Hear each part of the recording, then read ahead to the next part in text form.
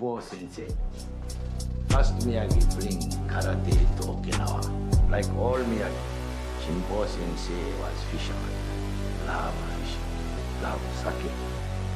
One day, strong wind, strong sun, strong sake, but no fish. Bo Sensei fall asleep off coast of Okinawa, wake up off coast of China.